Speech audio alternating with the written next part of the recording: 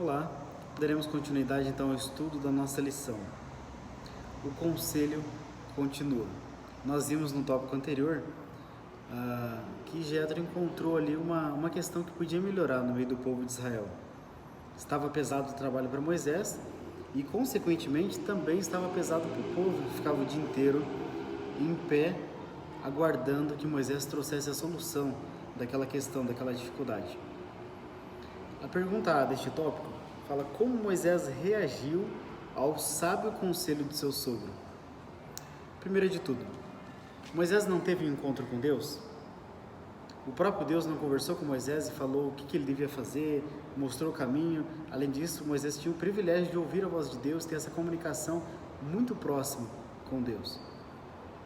E isso poderia tornar o coração dele orgulhoso e achar que não precisava de conselho de ninguém, que ele era autossuficiente. Mas graças a Deus, o coração de Moisés não era assim, porque o texto já começa assim: ele deu ouvidos ao conselho. Moisés era humilde, nós vamos ver isso na sequência dessa lição. Ele era muito humilde e ele tinha respeito também pelo seu sogro, que também era um sacerdote de Deus, uma pessoa com mais experiência que ele, que podia acrescentar com certeza como ele pôde entender. Uma grande questão entre nós é que às vezes planos muito bons são apresentados a nós, mas como a ideia não foi minha, não foi eu que tive a ideia, então a gente pega e descarta o plano. Então um dos pontos aqui que nós podemos tirar dessa situação é aprender aqui a ter essa humildade de Moisés. Se o plano é bom, vamos analisar. Se for bom, por que não aplicar? Não importa de quem veio. Eu tenho certeza que vai vir para acrescentar. Interessante que fala que ele ouviu com alegria as sugestões do piedoso sacerdote e adotou-lhe o plano como uma sábia organização. Ele falou: poxa, essa ideia é muito boa, vamos aplicar sim. Com certeza ele orou, pediu a direção de Deus nessa questão também, e então fez a escolha dessas pessoas que iam cooperar na obra de Deus, auxiliando no julgamento do povo. A pergunta B: o que isso nos ensina sobre como devemos tratar aqueles que são mais velhos e mais experientes do que nós? Como nós aprendemos na prática aqui com Moisés. Ele podia ter descartado o sogro, falado: poxa, Jetro, o que você aprendeu na sua época, o que você viveu, atrás, agora é época diferente, você pode deixar comigo que eu já sei, eu sou da época atual, eu tenho estudo. Mas não foi isso que nós aprendemos com Moisés, e a palavra de Deus nos orienta a agirmos diferente também. E a segunda parte da pergunta fala: o que torna o seu conhecimento valioso? Então nós devemos tratar com respeito aquelas pessoas que Deus colocou responsabilidade, como era o caso de Jetro, era um sacerdote também piedoso de Deus, e também por ser de mais experiência, uma pessoa que viveu mais, tem mais experiências tanto com Deus quanto experiências da vida, de diversas situações, então podem nos ajudar a não cometer os mesmos erros. Eu não pude evitar de pensar que talvez Jetro tenha cometido o mesmo erro como sacerdote no começo do ministério dele. Talvez o povo vinha para julgar como ele era um servo de Deus, e ele se cansou o povo também, e ele aprendeu.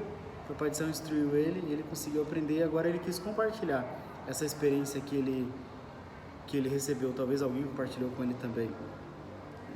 Então, as pessoas de mais experiência, de mais idade, elas podem nos passar essas experiências, o que dá errado e o que dá certo.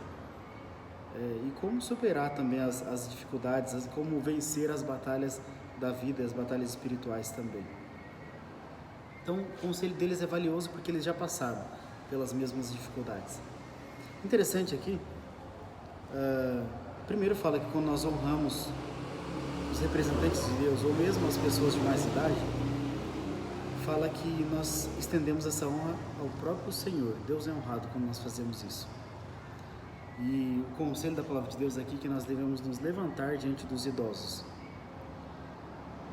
Honra a pessoa do ancião e teme o teu Deus. É o que fala no Levítico capítulo 19, versículo 32. Levanta-te diante dos idosos. Levante-se aqui é uma expressão de respeito. Você vai ter um respeito a mais por uma pessoa de idade, uma pessoa de mais experiência. E ainda na sequência da nota fala que nós devemos ensinar isso para as crianças. As crianças, além de ver na prática, nós devemos falar para elas. Eles têm mais experiência, escute eles. Isso vai suavizar o caminho das pessoas que são mais idosas também. Além de aumentar o aprendizado da criança, além de ela desenvolver como ser humano, isso vai facilitar a caminhada do idoso, que às vezes as crianças não têm respeito, tratam de qualquer jeito, e mesmo às vezes nós. Então aqui fala que nós devemos ensinar as crianças, tanto na prática como também por palavras. Por meio da cortesia e respeito, trarão graça e beleza à sua própria vida juvenil quando atenderem a ordem: levanta-te perante os idosos. Agora um fato bem interessante aqui, de Provérbios 16:31, fala que coroa de honra é a cabeça branca. Não dá pra gente deixar de falar que existe muito preconceito a respeito da cor do cabelo, principalmente as mulheres, né? Tem um grande preconceito: não quero que meu cabelo fique branco, mas a própria palavra de Deus fala que isso é coroa de honra. Uma coroa de honra, Deus permite isso, e às vezes a gente quer evitar este dom de Deus, uma coroa que Deus está querendo nos conceder. Vale a pena a gente pensar sobre isso um pouquinho. E a última pergunta: o que resultou quando a autoridade foi delegada, segundo a recomendação? Olha que maravilha! Pelo fato de atender este conselho, que veio também da parte de Deus, mas conduzida por Jetro, sogro de Moisés, o trabalho fluiu, que foi uma beleza. Diminuiu o fardo de Moisés, muito mesmo. Ele pôde se concentrar mais agora nas questões de Estado, nas questões espirituais, e somente causas mais graves, mais importantes, é que chegavam até ele. Então, facilitou bastante. E o povo também tinha o problema resolvido mais de pronto. Foi criado um sistema de justiça bem organizado por pessoas tementes a Deus e que iam conduzir tudo conforme a vontade e direção divina. Então aqui, grandes e preciosas lições nesse tópico também. Que Deus abençoe e guarde essas informações no nosso coração sempre, e assim nós aplicarmos na nossa vida e também na comunidade que nós vivemos, na igreja. Que Deus abençoe para isso. Amém.